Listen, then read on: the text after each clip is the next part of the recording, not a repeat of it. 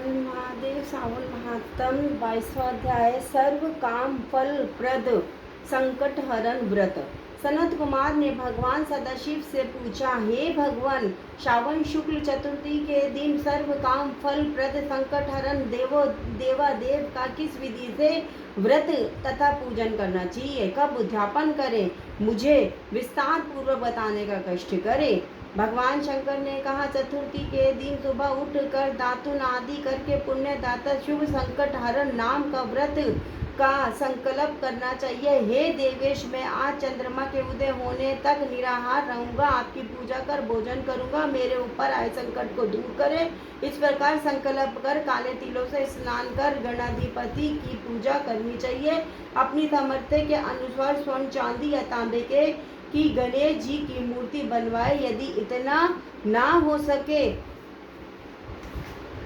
सके तो मिट्टी की प्रतिमा कुम्हार से बनवाए। पहले अष्टदल कमल के ऊपर घट स्थापित करना चाहिए, उसमें जल भरकर स्वच्छ वस्त्र से ढक दे और उसके ऊपर प्रतिमा रखकर षोडशोपचार द्वारा वैदिक मंत्रों या तांत्रिक मंत्रों से पूजा करनी चाहिए। शुद्ध घी के तिल का 10 लड्डू बनाए, उनमें से 5 गणेश जी के लिए रखे। भक्ति द्वारा देवता की भांति ब्राह्मण की पूजा करनी चाहिए और दक्षिणा देकर प्रार्थना करनी चाहिए। आपके निमित्त इन 5 लड्डुओं को फलों तथा दक्षिणा सहित दे रहा हूँ, आप इन्हें ग्रहण करें, आपत्ति से मेरा उद्धार करें।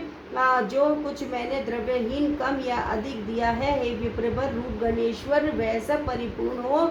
इसके बाद ब्राह्मणों को स्वादिष्ट भोजन कराना चाहिए और चंद्रमा को अर्घ्य देना चाहिए। इस प्रकार विधि पूर्वक व्रत करने वाले पर गणेश जी प्रसन्न हो जाते हैं और मनवांछित फल प्रदान करते हैं।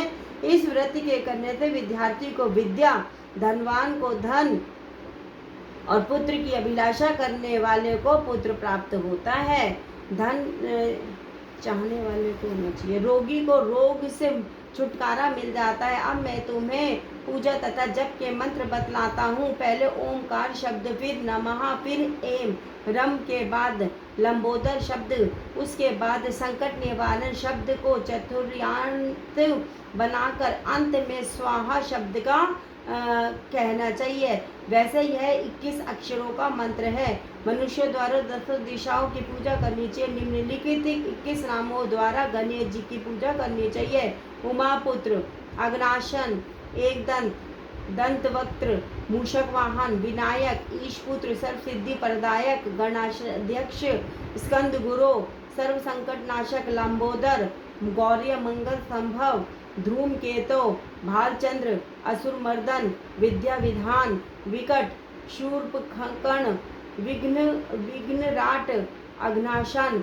आप मुझ पर प्रसन्न हो, मेरी सभी अभिलाषों को पूर्ण करें। हे प्रभु, मेरे शत्रुओं की बुद्धि का नाश हो तथा मेरे मित्रों का अभ्युदय हो। इस प्रकार प्रार्थना करके अष्टोत्तर होम करना चाहिए। व्रत की समाप्ति पर गणेश जी के प्रत्यर्थ लड्डू का ब्राह्मणों को बायना देना चाहिए।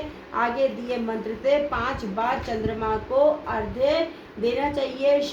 शिरोद्राण वंशभूत अग्निगोत्र समुद्भूत शारीन रोहिणी सहित मेरे दिए हुए इस अर्घ्य को स्वीकार करें। तत्पश्चात ब्राह्मणों को स्वादिष्ट भोजन करवाना चाहिए, फिर स्वयं भोजन करना चाहिए। 4 मास तक यह व्रत करने के बाद 5वें मास में उद्यापन करना चाहिए। साधक को पहले व्रत कुंड की शक्ति अनुसार मूर्ति बनानी चाहिए। प्रथम विधि से पूजा करके सुगंधित चंदन तथा नाना प्रकार के फूलों द्वारा पूजा करनी चाहिए। सूप और पायस दक्षिणा सहित गणेश की प्रतिमा कपड़े से लपेट कर ब्राह्मण को देना चाहिए। व्रत समाप्ति के लिए 5 सेर तिल देना चाहिए और क्षमा प्रार्थना करनी चाहिए। इस प्रकार उद्यापन करने मात्र से फल की प्राप्ति होती है। सनत कुमार, मेरे कहने से पूर्व पार्वती ने इस व्रत को 4 मास तक संकल्प की प्राप्ति के लिए किया था। 5वें मास में उन्होंने पुत्र कार्तिकेय को पुत्र प्राप्त किया था।